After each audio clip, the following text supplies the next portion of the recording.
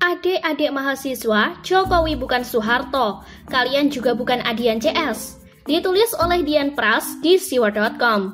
Romantisme menjatuhkan rezim, itu yang terlihat dari demo-demo mahasiswa dalam setiap isu politik di pemerintahan Jokowi.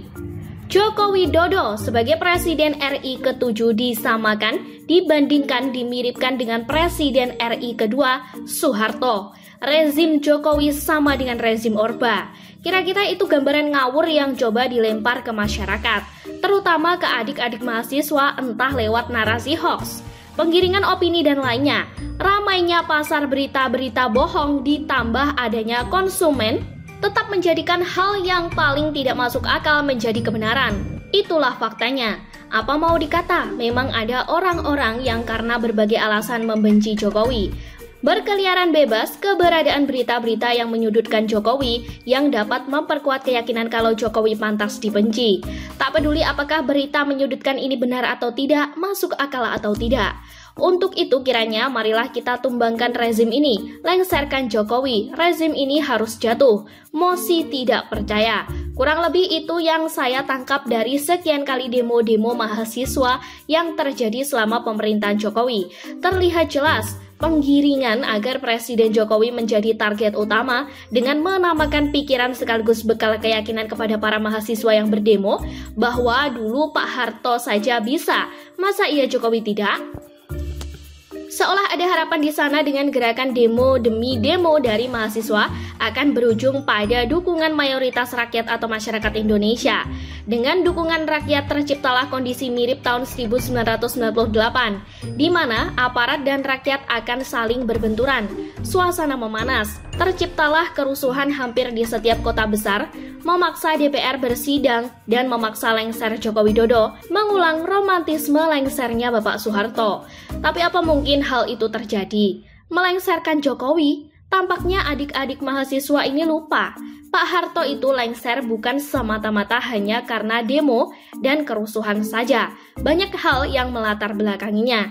Di tahun 1998, boleh dibilang bangsa Indonesia berada di titik nadir.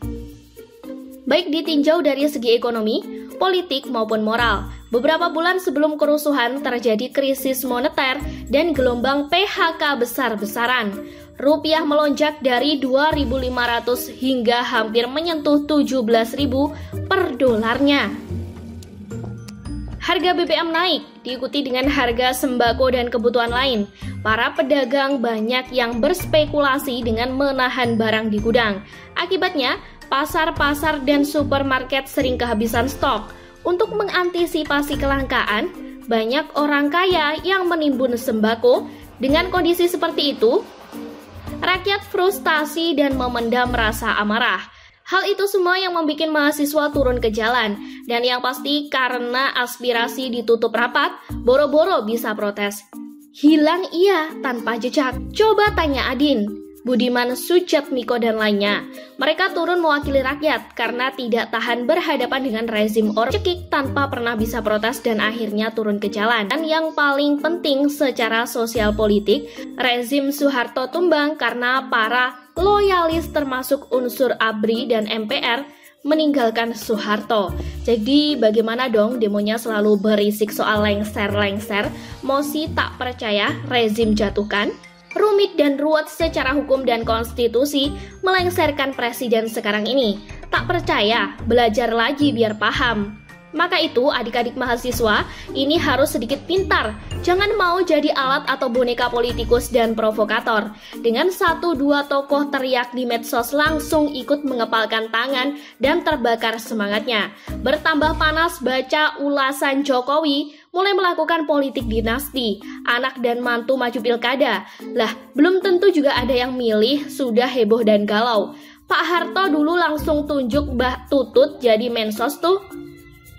Saran, coba ganti cara demo kalian. Bagi kelompok para mahasiswa, kalian itu banyak. Katanya mahasiswa itu agen perubahan. Dekati pemerintah, dekati anggota DPR, ajak diskusi. Undang seminar, tukar pendapat soal ketidaksetujuan kalian dengan undang-undang yang kalian permasalahkan.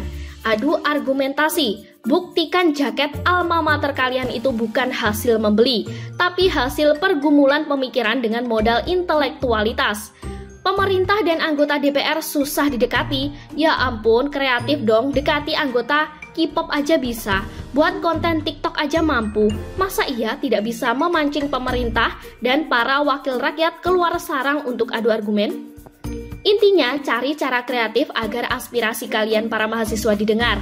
Sepertinya ini lebih menarik daripada demo ramai-ramai di depan istana atau di gedung parlemen. Siapa yang mau dengar orasi kalian? Yang ada mengganggu lalu lintas dan bikin repot semuanya.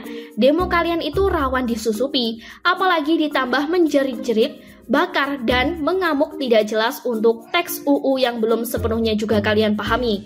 Kok mirip anak emak yang ngamuk minta beli mainan karena terbiasa dimanja? Sekian dulu berita hari ini, jangan lupa di like, komen, dan subscribe agar Anda tidak ketinggalan informasi menarik dan terupdate lainnya dari channel Daily News.